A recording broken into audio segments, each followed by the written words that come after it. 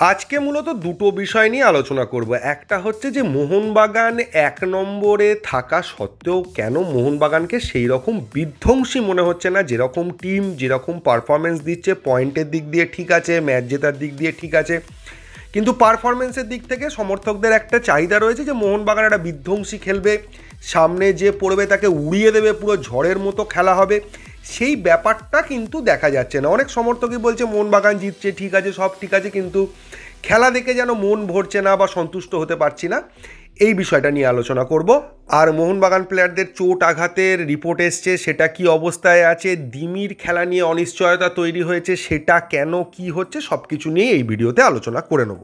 প্রথমে যদি চলে আসি মোহনবাগানের বিধ্বংসী পারফরমেন্স কেন আমরা দেখতে পাচ্ছি না, যে ঝড়ের মতো খেলা হবে, সামনে যে পড়বে তাকে উড়িয়ে দেবে, সেইটা কেন দেখা যাচ্ছে না। এখন এর পেছনে অনেকগুলো কারণ আছে, তার মধ্যে একটা কারণ নিয়েই মেনলি আলোচনা করব। দেখুন, অনেকেরই মনে হতে পারে যে বাকি টিমেদের তুলনায় মোহনবাগানের বিল্ড আপ বা ফাইনাল থার্ডে বিল্ড আপটা একটু স্লো হচ্ছে, তাই খেলাটা স্লো হচ্ছে। যাই হোক না কেন, মোহনবাগান যাদের সঙ্গে খেলছে আইএসএল এর টিম, তারাও তো কেউ বিশাল মাপের টিম নয়।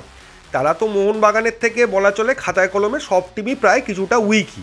তাহলেও তাদের ক্ষেত্রে মোহনবাগান কেন বিধ্বংসী খেলতে পারছে না, বা আরেকভাবে বললে ধরে নিলাম আমরা আইএসএল এর 4টে বা 5টা টিমকে ধরে নিচ্ছি, এরা স্ট্রং টিম, এরা খুব ভালো টিম, এদের বিরুদ্ধে মোহনবাগান সেই বিধ্বংসী খেলাটা খেলতে পারবে না। কিন্তু বাকি টিম যারা রয়েছে, যারা অনেক উইক টিম, নিচের দিকের টিম, তাদের ক্ষেত্রেও মোহনবাগান কিন্তু 2-3 গোলে জয় পাচ্ছে।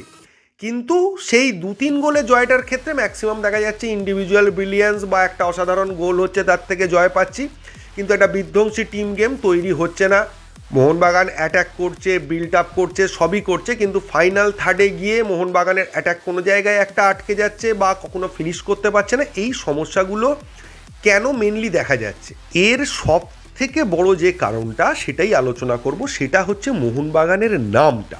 মোহনবাগান গতবারের চ্যাম্পিয়ন টিম, এবছর মোহনবাগানের টিম গত বছরের থেকেও অনেক বেশি পাওয়ারফুল। মোহনবাগানের একটা স্ট্রং রিজার্ভ বেঞ্চ রয়েছে, প্রত্যেকটা প্লেয়ারকে রিপ্লেস করার মতো প্লেয়ার রয়েছে। মোহনবাগান একই ম্যাচের মধ্যে অনেক কিছু পরিবর্তন করে পুরো ম্যাচ ঘুরিয়ে দিতে পারে, এবং ঘোরাচ্ছেও কিছু ম্যাচে। কিন্তু সমস্যাটা হচ্ছে এইটাই, যখন অপোনেন্ট জানছে যে আমরা মোহনবাগানের বিরুদ্ধে খেলতে নামছি, তারাও এই বিষয়গুলো জানে, ফলে তারা খেলার আগে থেকেই অ্যালার্ট হয়ে যাচ্ছে। এবং ম্যাক্সিমাম টিম যতক্ষণ না খুব বিপদে পড়ছে বা তাদের কাছে মরণবাচন ম্যাচ তৈরি হচ্ছে, ততক্ষণ মোহনবাগানের এগেনস্টে কিন্তু তারা ফুল ফ্লেজেডে ওপেন প্লে করছে না। প্রত্যেকটা অপোনেন্টের ফার্স্ট টার্গেট থাকছে মোহনবাগানকে আটকাও, তাদের নর্মাল খেলা খেলতে দিও না, তারপরে যে সুযোগটা পাবো সেই সুযোগের সদ্ব্যবহার করে গোল করব। ফলে প্রত্যেকটা ম্যাচেই মোহনবাগানকে নিজের খেলা বা নিজের বিধ্বংসী পারফরমেন্স বা একটা প্রপার দুর্ধর্ষ খেলা, এটা খেলতে গিয়ে বিশাল সমস্যার সম্মুখীন হতে হচ্ছে। অপোনেন্টের কাছ থেকে একটা বড় ধরনের রেজিস্ট্যান্স আসছে, এবং সেটা মোহনবাগানকে তার নর্মাল খেলা খেলতে দিচ্ছে না। অন্যান্য টিমের মধ্যে যখন খেলা হচ্ছে, তখন কিন্তু সারা মাঠ জুড়ে বা প্রপার অপোনেন্টের অ্যাটাকে উঠে যাচ্ছে, ডিফেন্ডাররা ডিফেন্ড করছে, মিডফিল্ডাররা মিডফিল্ডে রোল প্লে করছে, পুরো মাঠটায় ছড়িয়ে ছিটিয়ে খেলাটা হচ্ছে। কিন্তু যখনই মোহনবাগানের বিরুদ্ধে কোনো টিম খেলতে নামছে, তারা ডিফেন্সটাকে বেশি জোর দিচ্ছে, মিডফিল্ডাররা ডিফেন্স করতে নেমে আসছে, স্ট্রাইকাররা মাঝ মাঠে নেমে আসছে। ফলে মোহনবাগানকে আটকানোর প্রচেষ্টাটাই সমস্ত টিমের ক্ষেত্রে ফার্স্ট প্রায়োরিটি হয়ে দাঁড়িয়ে যাচ্ছে। এবং শুধু তাই নয়, কিছু কিছু টিমের ক্ষেত্রে এটাও দেখা গেছে, তারা প্রথম দিকে মোহনবাগানের বিরুদ্ধে একটু অ্যাটাকিং খেলার চেষ্টা করেছে, তার ফলে তারা একটা বা দুটো গোল খেয়ে গেছে, তারপর তারা বুঝেছে আর কিছু করার নেই, তারা ডিফেন্সটাকে আগে জোর দেওয়ার চেষ্টা করেছে, এবং তারপর থেকে মোহনবাগানের খেলা বা মোহনবাগানের বিরুদ্ধে রেজিস্ট্যান্সটা অনেক বেশি বেড়ে যাচ্ছে, মোহনবাগান আর প্রপার খেলা খেলতে পারছে না। সেই জন্য অনেক ম্যাচে দেখা গেছে মোহনবাগান ফার্স্ট হাফে 3-0 এগিয়ে গেছে, কি 2-1 এগিয়ে গেছে বা 2-0 এগিয়ে গেছে, কিন্তু পরের দিকে আর গোল করতে পারেনি, কারণ অপোনেন্ট বুঝে গেছে যে এদের সঙ্গে এইভাবে খেলতে পারবো না, অতএব ডিফেন্স জ্যাম কর। আরও ভালো করে বললে, অপোনেন্টের ফার্স্ট টার্গেট নিজেদের প্রপার খেলা বা গোল তোলা না হয়ে মোহনবাগানের খেলা নষ্ট করা, মোহনবাগানকে আটকানোটাই ফার্স্ট প্রায়োরিটি হয়ে যায়। ভালো করে খেয়াল করে দেখবেন, কয়েকটা ম্যাচে আমরা বলেছি মোহনবাগান ফার্স্ট হাফে দুর্ধর্ষ খেলেছে, সেকেন্ড হাফে সেই খেলা দেখা যায়নি। আবার আপনারা দেখবেন, যখন কোনো টিম মরণ বাঁচন লড়াইয়ে নামছে মোহনবাগানের বিরুদ্ধে, যে না তাদেরকে এই ম্যাচটা জিততেই হবে, জিতে মানে না জিতলে তারা ছিটকে যাবে, সেই জায়গায় কিন্তু দেখা যাচ্ছে মোহনবাগানের খেলাটা অন্যান্য ম্যাচের থেকে অনেক বেটার হচ্ছে, কারণ অপোনেন্ট ওপেন খেলছে।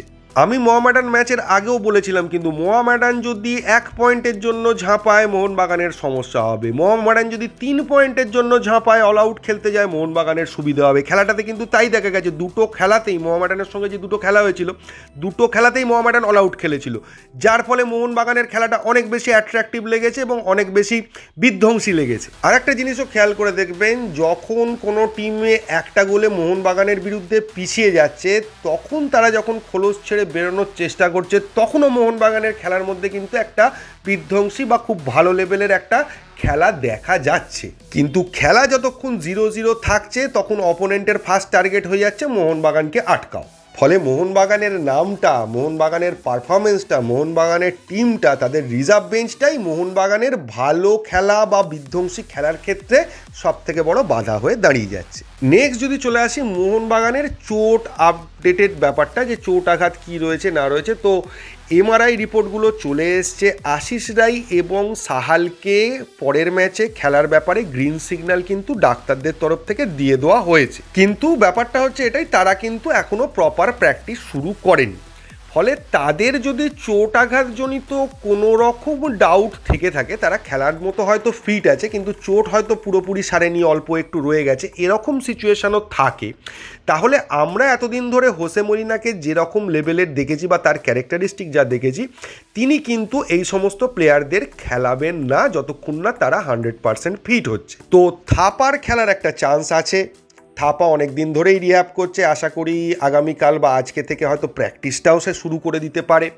আর প্র্যাকটিস শুরু করার ওপর ডিপেন্ড করছে। সাহাল এবং আশিস রায়কে নিয়ে যথেষ্ট ডাউট আছে, সে পরের ম্যাচে তারা খেলবে কি খেলবে না, বা রিজার্ভ বেঞ্চে আদৌ মলিনা রাখবেন কি রাখবেন না। তবে দিমিকে নিয়ে অনেকে প্রশ্ন করেছিলেন, দিমির চোটটার আপডেট দাও। তো ব্যাপারটা হচ্ছে, দিমির চোটটা কিন্তু খুব মিস্টেরিয়াস, কোথাও কোনো জায়গায় শোনা যায়নি দিমির কোনো চোট আছে, কিন্তু কিছু বিশ্বস্ত জায়গা থেকে এটা জানা যাচ্ছে দিমি হয়তো পরের ম্যাচে অ্যাভেলেবেল নয়। তো দিমির চোট নিয়ে কোনো আপডেট পাওয়া যাচ্ছে না, অথচ বলা হচ্ছে দিমি পরের ম্যাচে নাও খেলতে পারে। তো এর কারণটা কি সে সম্পর্কে কিন্তু কোনো প্রপার ইনফরমেশান আসেনি, এবং এটাও 100% বলা যাচ্ছে না, বা যেখান থেকে খবরগুলো আসছে যে পরের ম্যাচে দিমি খেলবেই না বা দিমি পুরোপুরি বেঞ্চেই বসে থাকবে বা বেঞ্চে থাকবে না, কোনো খবরই কিন্তু আসেনি। প্র্যাকটিসেও কিন্তু দিমিকে দেখা গেছে, তো প্র্যাকটিসেও দিমির কোনো চোট আছে বা কোনো সমস্যা আছে বলে দেখে আপাত দৃষ্টিতে মনে হয়নি। এখন এটা হতে পারে, এটা আমার স্পেকুলেশন, যে দিমির হয়তো সামান্য কিছু চোট আছে, এবং মলিনা আপনারা জানেন যে 100% ফিট না হলে কোনো প্লেয়ারকে খেলায় না। তো সেই ফিটনেস সংক্রান্ত কিছু সমস্যা হয়তো দিমির রয়েছে, যে কারণে মলিনা দিমিকে খেলাচ্ছেন না, এটা হতে পারে। তো যেহেতু এই বিষয়ে কোনো আপডেট পাওয়া যাচ্ছে না, তো আমাদেরকে পরের ম্যাচ পর্যন্ত ওয়েট করতে হবে, দেখতে হবে দিমি আদৌ খেলছে কিনা, রিজার্ভ বেঞ্চে থাকছে কিনা, রিজার্ভ বেঞ্চে থাকলে সে মাঠে নামছে কিনা। তখন আমরা এটা সম্পর্কে একটা ধারণা করতে পারি যে কিছু একটা সমস্যা হয়েছে বা হতে চলেছে বা হচ্ছে, কিন্তু তার আগে এটা বলা সম্ভব নয় যে দিমির কোনো প্রবলেম হচ্ছে। তো এর বেশি কিছু বলার নেই এই ভিডিওতে, এইটুকুই। যদি ভিডিওটা ভালো লাগে তবেই চ্যানেলটাকে সাবস্ক্রাইব করবেন। থ্যাংক ইউ, ধন্যবাদ এবং জয় মোহনবাগান।